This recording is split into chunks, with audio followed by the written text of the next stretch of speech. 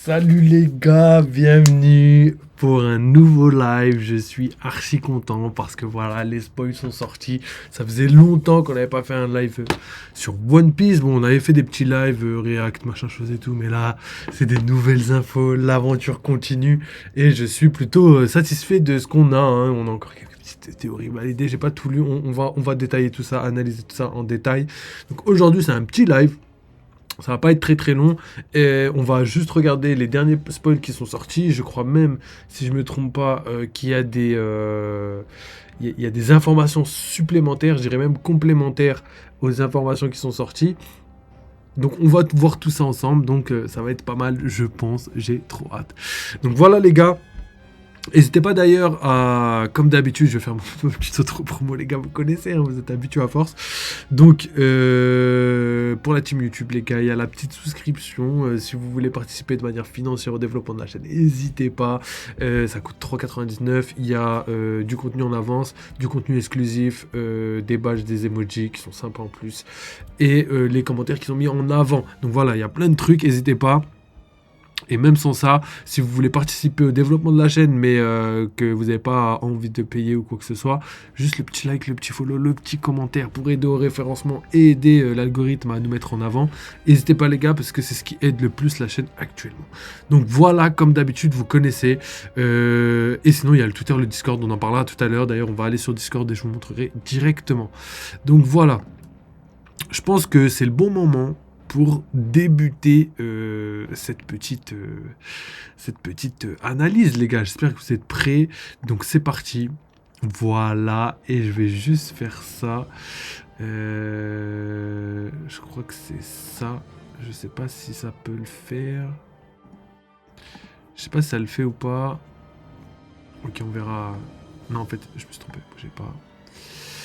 Donc voilà, on peut faire ça, comme pour les spoils et tout, comme ça vous avez les trucs derrière. Donc on va faire ça ensemble, ça va être pas mal. Donc voilà, hein, je pense que tout est prêt, tout a été fait les gars. Donc One Piece spoiler 1120, titre du chapitre c'est Atlas.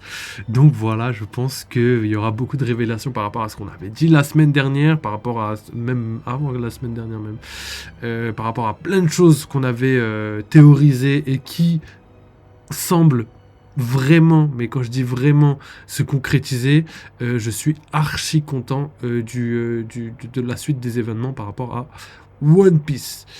Donc voilà, là j'ai juste la suite sous les yeux et je rajouterai ça tout à l'heure. Donc c'est parti les gars, cover du chapitre. On est avec donc Denjiro qui attrape les enfants qui ont jeté des pierres sur Yamato, donc c'est marrant. Yamato qui rencontre encore une personne, ça va être super sympa, j'ai trop hâte de voir l'événement et aussi surtout où vont mener les histoires de Yamato, potentiellement. Ce qui pourrait arriver de légendaire et qui pourrait chambouler un petit peu l'histoire, c'est que Yamato tombe sur Big Mom et Kaido, et qu'en fait ils sont pas morts, ils sont toujours là, mais en mal en point. Ou sinon, ce serait pas mal que ce soit tout simplement Yamato qui prend la mer en direction d'Elbaf peut-être, tu vois, et qu'en fait ils ont décidé d'aller rejoindre l'équipage, un petit peu comme Jinbei qui avait mis du temps à rejoindre l'équipage. Yamato pourrait terminer sa mini-aventure à Elbaf, et du coup il rencontrerait les Mugiwara et déciderait de prendre la route avec eux, ce qui pourrait être très très bien. Ça ferait un parallèle avec Oden dans l'équipage de Luffy, et ça paraît être vraiment sympa. Donc à voir, hein, à voir les gars, j'en suis pas totalement sûr, mais j'aimerais bien. Je trouve que ce serait plutôt pas mal. Donc c'est parti les gars. Là on entre directement dans le chapitre. Première information, flashback de Vegapunk et Clover à Punk Hazard. Donc voilà, on va avoir un petit flashback entre Vegapunk et Clover. Clover qui était donc à Punk Hazard, hein, donc il faisait partie du groupe scientifique et en même temps il avait des connexions suffisamment grandes pour pouvoir aller jusqu'à Punk Hazard, mais malheureusement on a vu que ça s'est mal terminé avec le gouvernement mondial. Donc voilà, sa vie avant c'était un petit peu une vie qui ressemblait à une vie de pirate, mais c'était pas des pirates, tu vois. Donc on a Clover qui mentionne qu'il parle également le nom de Ji à Vegapunk. C'est mal mentionné, mais En gros, Clover déclare à Vegapunk que lui aussi c'est un G, et c'est plutôt pas mal, et ça explique aussi pourquoi il était vraiment très intéressé par toutes ces écritures et tout. Je pense que lui, toute sa vie, il l'a mené pour comprendre l'histoire, pour comprendre sa propre histoire, tout simplement. Ça explique pas mal de choses, et j'en suis archi content. Je suis archi content de savoir qu'il fait partie des G.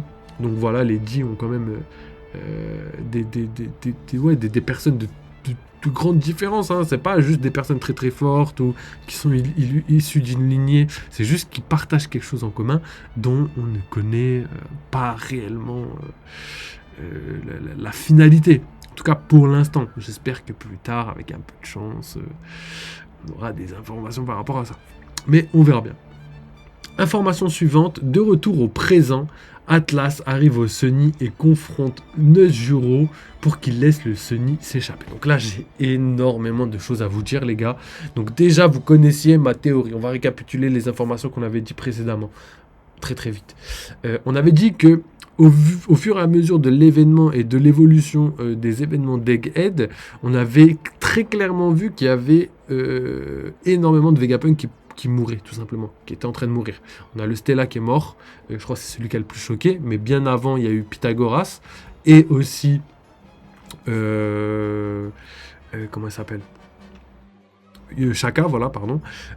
Et aussi, ceux-là, pour moi, c'était les plus flagrants. Hein, surtout que Shaka, c'était mon perso préféré. Je voulais pas qu'il meure et pourtant, il est mort en premier. Donc là, en plus, c'est ce qui se passe actuellement dans les épisodes. Hein. Dans les épisodes, on a 2 morts, 2 Vegapunk morts dans les épisodes, là, dans le dernier épisode. Le 1110 ou 1100, non, 1111, je crois. Donc, quand on prend ça en compte, on se rend vraiment compte que les Vegapunk commencent petit à petit à mourir et que c'est un petit peu le dénouement un petit peu de Egghead et que potentiellement ils vont peut-être tous mourir, mais j'ai un petit espoir, surtout par rapport aux informations qu'on va lire tout à l'heure. Et justement, personnellement, je pensais que Atlas, le fait qu'elle ait fait demi-tour et qu'elle ait décidé de quitter le navire donc de Elbaf, là, le navire des géants, pour moi, c'est ce qui scellerait elle a signé son arrêt de mort à ce moment précis. C'est vraiment son destin a basculé à ce moment précis. Elle aurait jamais dû quitter le navire, et le fait qu'elle quitte le navire, je pense personnellement que ça va lui coûter énormément cher. J'espère pas, mais pour l'instant, j'en suis quasiment convaincu. Et quand on a l'information de Atlas qui arrive au Sunny, on voit que Atlas, son but, c'était d'arriver au Sunny pour éviter que Nejuro puisse s'en prendre aux personnes et faire en sorte que le Sunny puisse s'échapper. Et effectivement, ça ressemble étroitement à un sacrifice. Donc pour moi, c'est une théorie quasiment validée. Hein. Franchement, on est à 90% que ça se passe comme ça. Et d'ailleurs, on aura d'autres informations par rapport à ça. Et ça va compléter un petit peu tout ça. Donc je reviendrai dessus tout à l'heure. En tout cas, ce qui est sûr, personnellement, c'est que Atlas, je la vois vraiment se sacrifier. Je la vois même très difficilement tenir tête à Venujuro, ne serait-ce que quelques secondes. Donc c'est ce qui va juste permettre aux autres de pouvoir fuir assez rapidement. En tout cas, c'est l'impression qu'elle me donne. En tout cas, la scène là que je vois, que j'imagine dans ma tête, ressemble vraiment à la fin d'Atlas. Donc je pense que les 2 seuls Vegapunk qui vont pouvoir survivre, c'est Lilith et aussi York, évidemment, parce qu'on aura le bien d'un côté, enfin pas le bien, mais plutôt le mal de Vegapunk d'un côté, et de l'autre côté, on aura sa paresse, et du coup, c'est les 2 mauvais qui ont survécu, pardon, et du coup, ça fait un petit parallèle sympa, sachant, comme on l'a vu il y a très peu de temps, que la première personne qui nous a été montrée de Vegapunk, c'était Lilith, donc c'est le personnage, la personne qui va sûrement rester à la fin. Elle était là au tout début, elle sera là à la toute fin, je pense. En tout cas, c'est ce que j'imagine. Après, il y a aussi énormément de chances qu'elle puisse mourir. Cependant, c'est pas tout. Il y a une deuxième personne qui, je pense, ne sera pas laissée à l'abandon. C'est celle-ci. Elle a nulle part où aller. Lucci ne lui pardonnera jamais sa traîtrise envers Vegapunk. Tous les Vegapunk commencent à mourir. Et pour moi, le fait qu'elle se rapproche aux dernières personnes qui puissent être encore présents, sont pour moi l'évidence même, dans le sens où je pense qu'elle va rejoindre Lilith d'une certaine manière et quitter l'île avec les Mugiwara. Bien que c'est quelque chose qui n'est pas totalement sûr, mais ça ressemble étroitement à une introduction dans l'équipage, comme on a pu le voir avec Robin qui avait nulle part où aller. Donc je trouve qu'il y a un joli parallèle et que ça ressemble un petit peu aux constructions d'Oda, mais on sait qu'Oda ne fait jamais deux fois la même chose, donc est-ce qu'il va changer complètement ? C'est aussi possible. On continue avec les autres doyens qui attaquent Emmet pour arrêter la diffusion et détruisent l'un de ses bras. Donc ça y est, les doyens passent à l'attaque, mais vraiment à l'attaque, je sais même pas comment dire, mais vraiment à l'attaque, enfin au niveau supérieur en termes d'attaque, parce que Emmet, c'était donc le point le plus puissant qu'on a vu sur l'île, en tout cas pour l'instant. Et c'est aussi la résistance même. Son nom parle de lui-même parce que il était appelé le robot indestructible. Donc c'était quelque chose qu'on voyait impossible à détruire. Et là justement, on voit que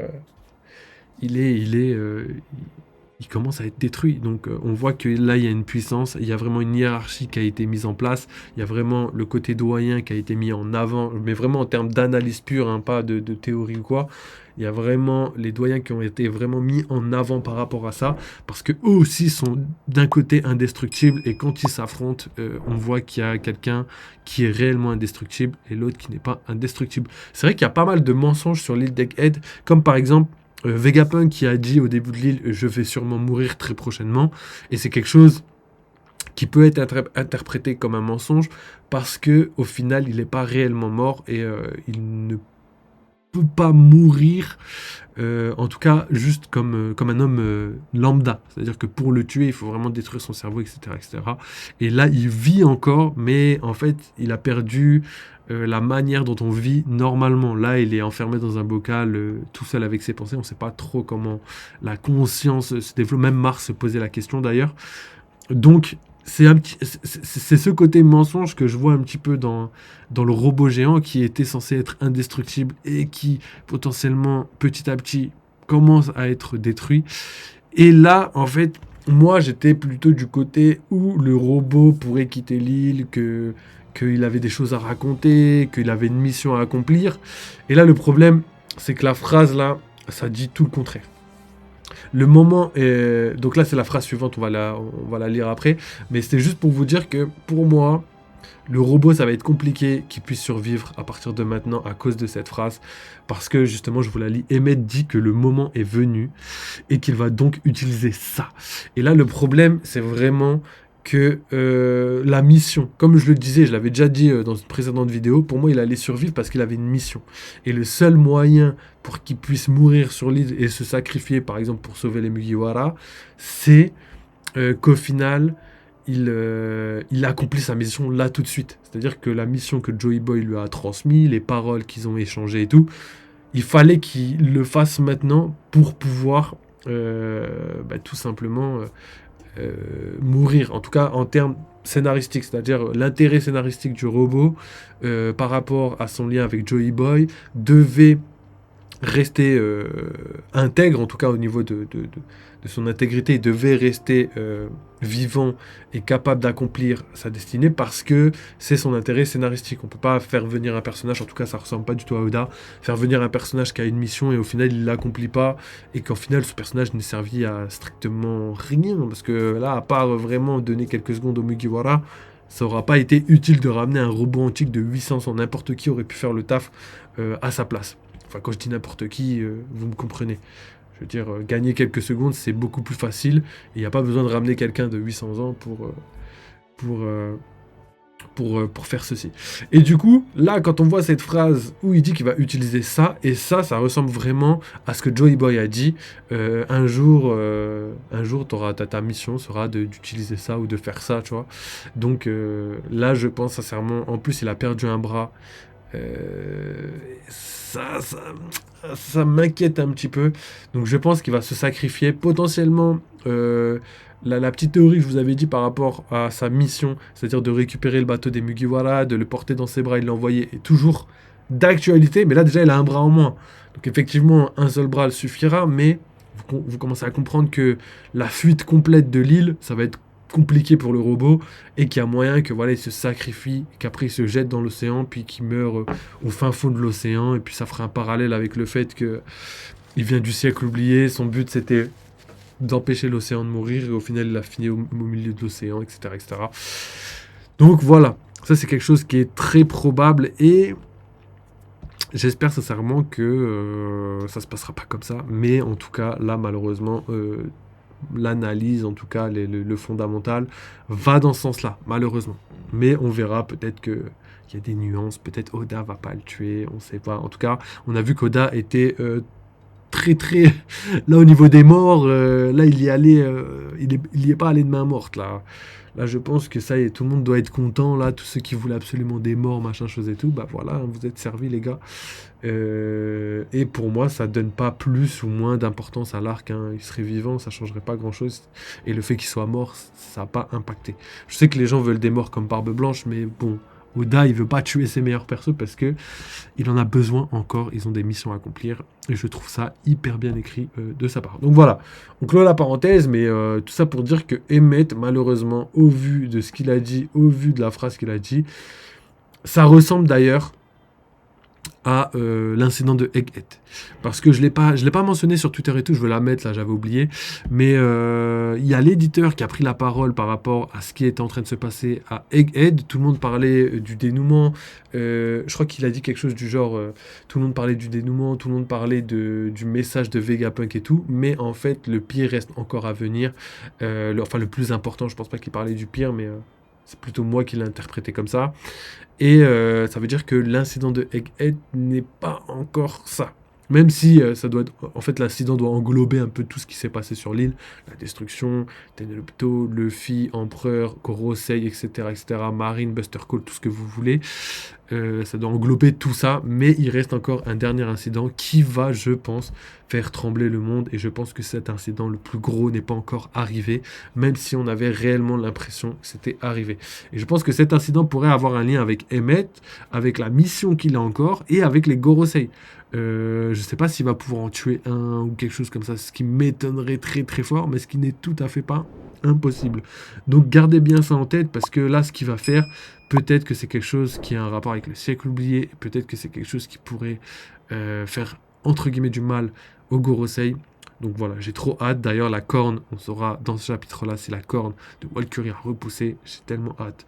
Ça pourrait être plutôt pas mal.